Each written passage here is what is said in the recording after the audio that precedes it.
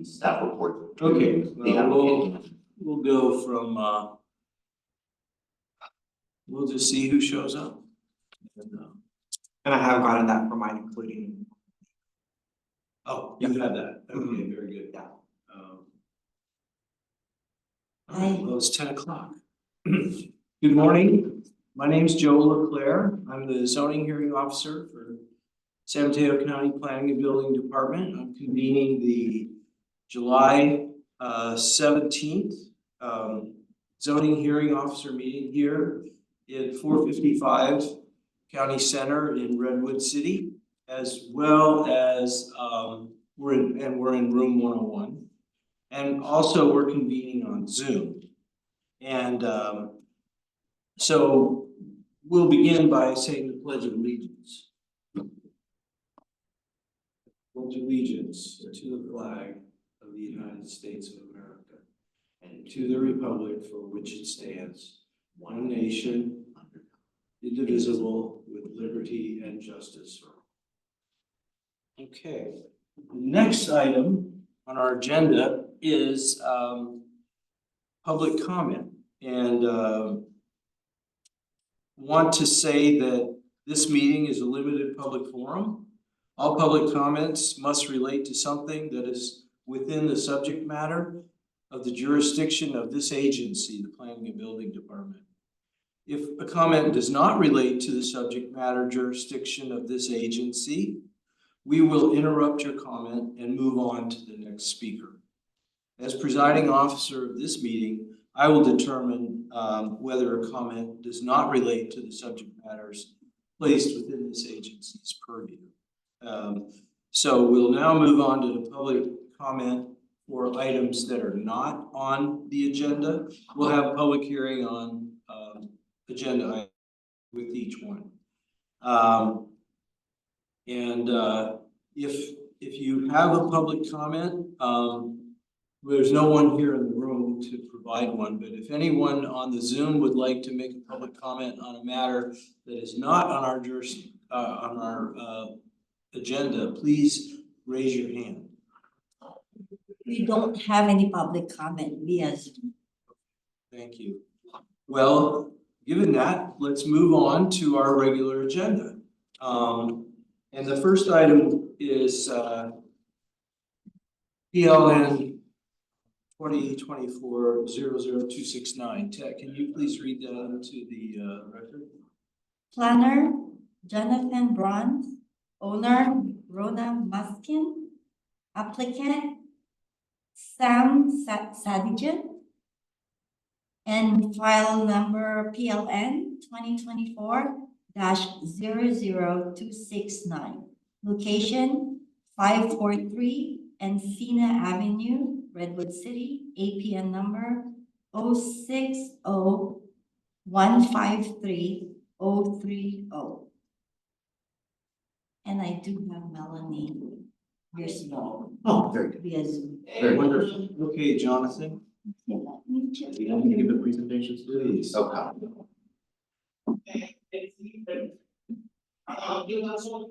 Thank you. Okay, this item is a minor subdivision to allow for the minor subdivision of a existing 20,120 square foot parcel into two new lots of 10,059 square foot and 10,061 square foot respectively. The existing location has a developed single family home on it that is proposed to be demolished as part of this overall application. Next item, next slide. Same sort of project description. The house that's to be demolished will be applied for later should this be approved and before recording is done. Next slide, please. This is a site map along Encina Avenue. This is the dead end part of Encina Avenue at the kind of top there, the roadway ends. In yellow is the existing property with the existing home on it. Next slide, please. This is a street view of the existing home and property taken from Google Maps Street View. Just to get an idea of what's there. Again, it will have to be demolished prior to recordation, should this be approved. Next up. This is the existing parcel situation with the proposed division on the left-hand side. And on the right-hand side is the proposed new lots there with that include setbacks. So there's the middle dash line showing the mid property line, and the shorter dash lines are showing the buildable area that is within the setbacks of this area. So this project site will continue to meet the standards set by the general plan, standards set by the North Fair Oaks Community Plan, which governs this area since it's in the North Fair Oaks area. It will meet the standards of the zoning ordinance for its S93 designation, and it will meet the standards set forth by the subdivision regulations. This project is categorically exempted from CEQA pursuant to section 15.315, class 15 for a minor land division, resulting in 4 or fewer parcels. This one's resulting in 2 new lots. I'm sorry, I'm going back and forth between parcels and lot, but it will result in 2 new That's fine. properties. It is recommended that the zoning hearing officer approve this minor subdivision permit under county file number PLN 2024-00269 by making the required findings and adopting the conditions of approval identified in attachment A of the staff report. And that is the presentation. If you have any questions for me. Jonathan, thanks very much. No, I don't have any questions. I reviewed the staff report. It was clear. And I think this is a pretty straightforward application. So what I'd like to do now is open the public hearing to see if there's anyone. We have no one in the room, but is there anyone online who would like to speak to this application? I don't have anyone. Okay, very good. Via Zoom. So then we'll close the public hearing. Thank you, Jonathan. And would like to ask if there's a representative for the applicant on the Zoom. And if so, I would like to know whether they have read the staff report and agree with the findings and conditions of approval. Melanie Griswold, Hello, I'm here on behalf of the applicant, and I have read the staff report. In terms of the conditions of approval, we would ask for additional time to review them. If there's any objections, we'll file those objections in a timely manner, but at this time, I don't have any objections to be made.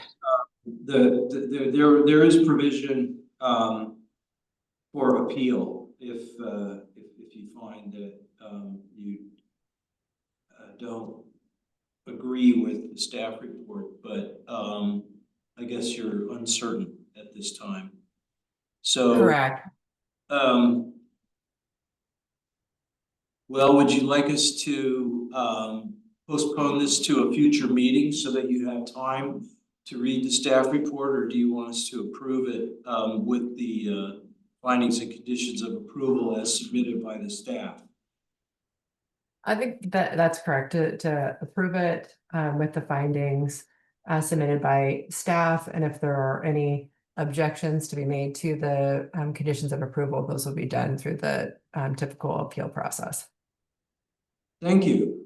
Okay, so given that, I'm going to approve this project pursuant to the findings and subject to the conditions of approval in attachment A. This is planning file number PLN 2024-00269.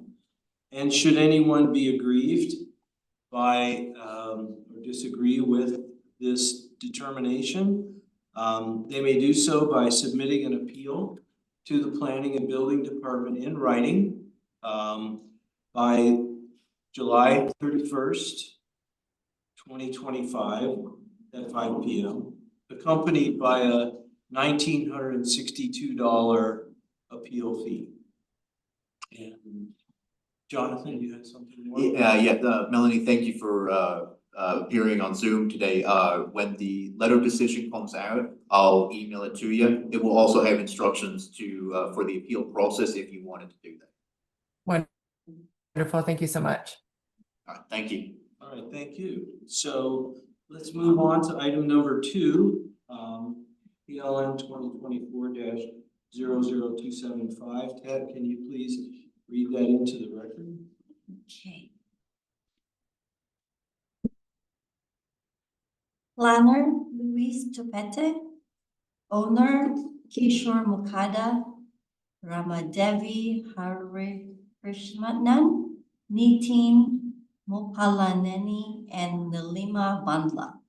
Applicant Nilima Bandla and Ramadevi Harikrishnan.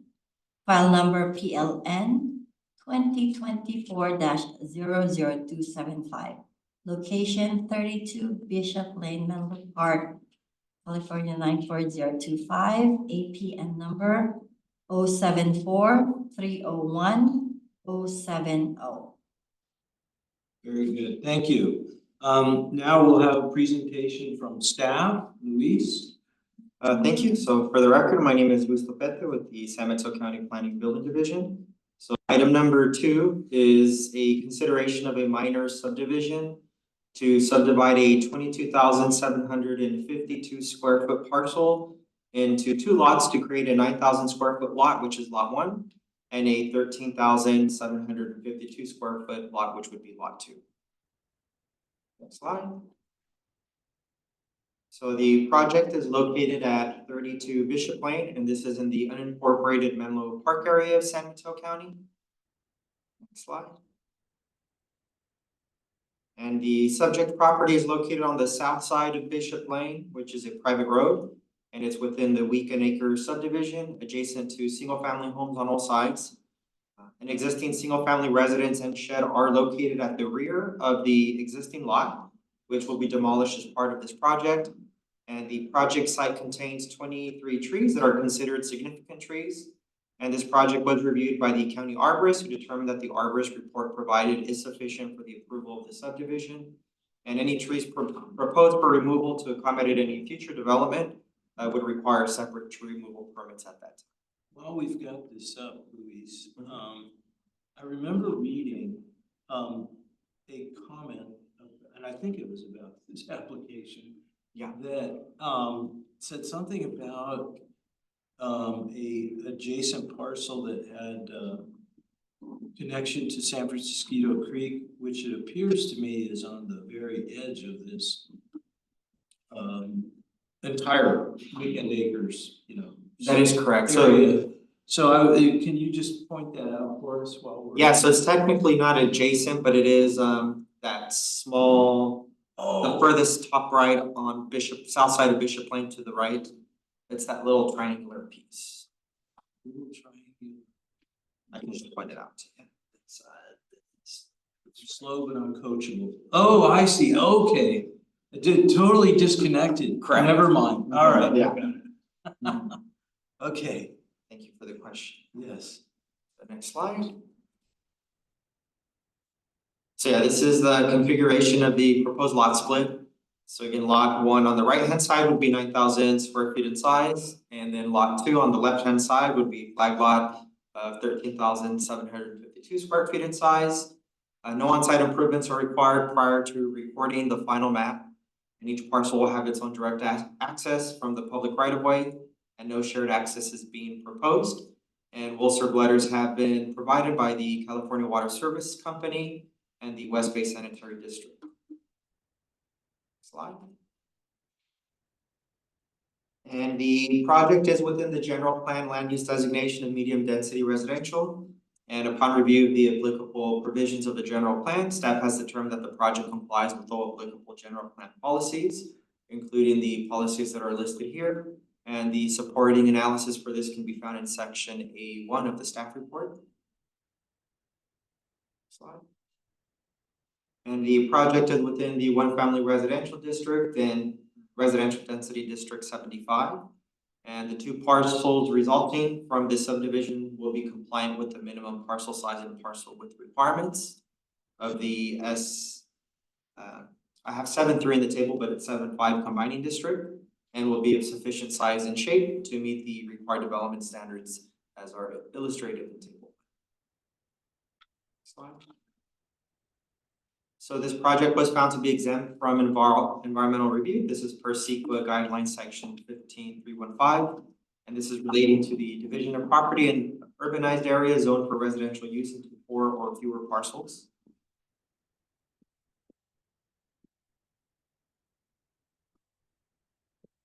Slide. And staff's recommendation is that the zoning hearing officer approve the minor subdivision identified as county file number PLN 2024-00275 by adopting the required findings and conditions of approval that are contained in attachment A. And 1 public comment was received expressing concerns related to ownership of a parcel near the creek, past tree removal violations that have been closed, and past county approvals that impacted the creek. And the applicant's email, along with county's response to the email, have been uploaded on the webpage, and I believe that's what you have in front of you. Oh, great, thanks. If you wouldn't mind summarizing that for me and for everyone, that would be wonderful. I don't need to read this, but just what the issues were and how they were resolved.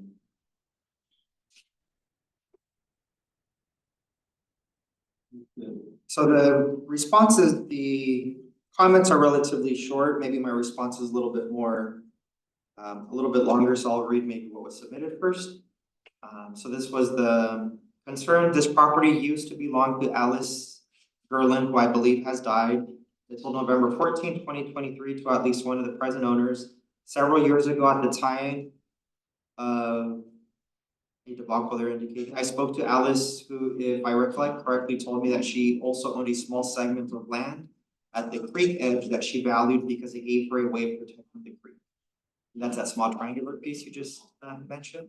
I would like to know if this is still correct. I also know from Acela that the county recorded a violation in 2024. This was for removal of a trees that they're indicating were over 38 inches in circumference.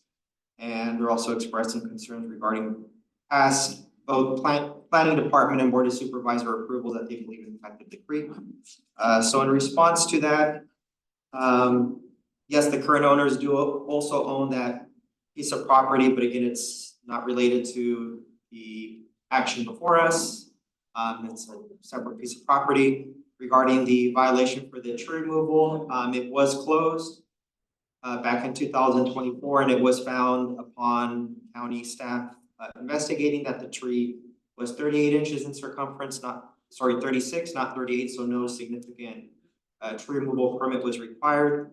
And regarding their concerns for the creek, it's about 250 feet away from this project site to the east. But a bio report was submitted, and though there was no, what was assessed in the report was that no impact would have, but out of an abundance of precaution, there was some recommendations provided that were included as conditions. Right, including surveys to determine whether any of the potentially threatened species or endangered species were present, and if so, develop, measures to address that. So very good, thank you. I just didn't know whether Ms. Davis was going to attend today, and so I think it's good to get those comments in the record. So thank you, Luis. So I would like to open the public hearing. I have no questions of Luis. I've read the staff report. I understand it is clear. Is there anyone from the public who would like to provide comment on this proposal? We don't have any public comments via Zoom, but I have one of the owner via Zoom. Kishore Mukada. Okay. Well, what I'd like to do now is ask Kishore whether you have read the staff report and whether you agree with findings and conditions of approval contained therein. Hi, good morning. Um, Good morning. yes, the conditions is, I mean, I briefly went through that conditions. So, as Luis mentioned, we need a separate tree removal permit in case if you have to remove any trees. Besides that, any other conditions that I need to review further? Hello, So are you able to hear me? so you agree the findings, conditions of approval. Yeah, yes. As far as I understood, but I'm right now out of town. I will be back next week. I'll meet Louis if I have any further questions. Is that okay? Very good, thank you. So I am going to approve this project, subject to the findings and pursuant to the findings and subject to the conditions of approval in attachment A for BLN 2024-00275. If anyone is aggrieved by this determination, they can appeal the decision to the Planning and Building Department. Appeal has to be submitted in writing and it has to be submitted by July 31st at 5 p.m. accompanied by a $1,962 appeal fee. So that concludes this item, and we'll move on to item 3. Thank you, Luis. Thank you so much. Yes, and thank you, Mr. Makata. Can I leave now, sir? I'm sorry? Can I leave the meeting now, or should I stay? Yes, you may. Okay, please. Have a good day. Thank you. Have a good day. All right. Take it away, Rose. Okay, let me introduce.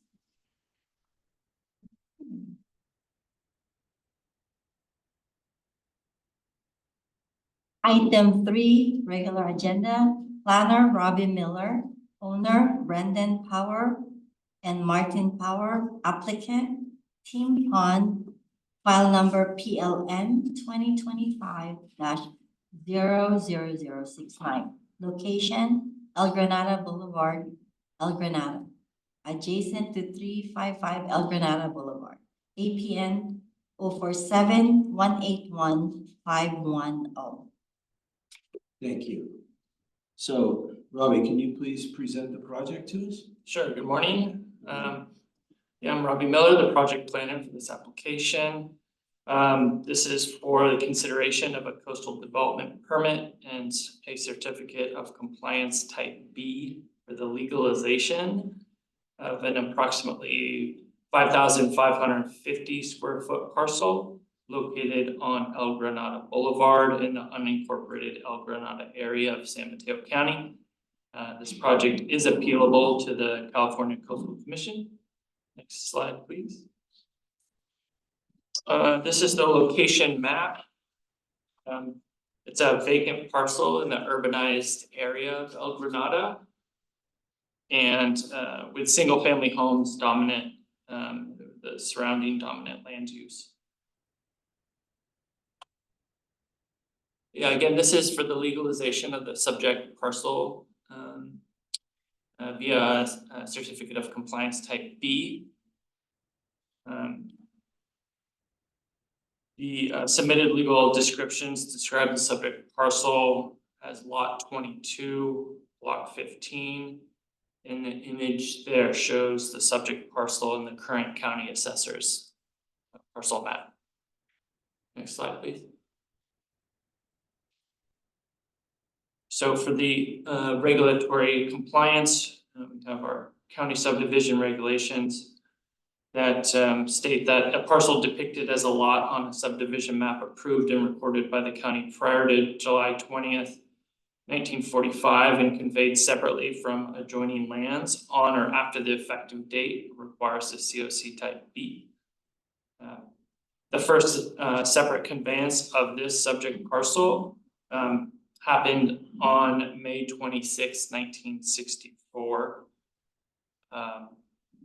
And so the COC type B is required. Next slide, please.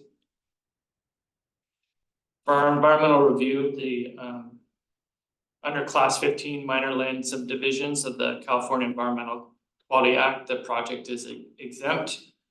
Staff finds that the slope of the lot is less than 20%, and that a error in the staff report mentions the lot is over 20%. Next slide, please. So the recommendation is that the zoning hearing officer approve the coastal development permit and certificate of compliance type B, county file number PLN 2025-006-00069 by making the required findings and adopting the conditions of approval identified in attachment A. Thank you, Robbie. So I'd like to now open the public hearing. If there's anyone in attendance on the Zoom, we have no one here in 455 County Center who would like to offer public comment on this proposal, please raise your hand.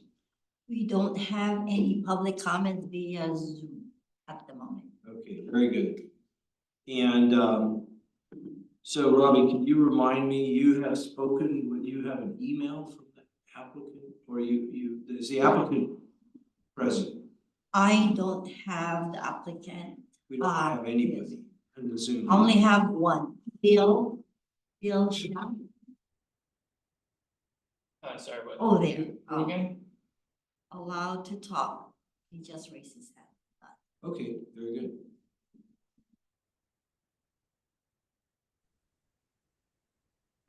Hello, not sure you can hear me.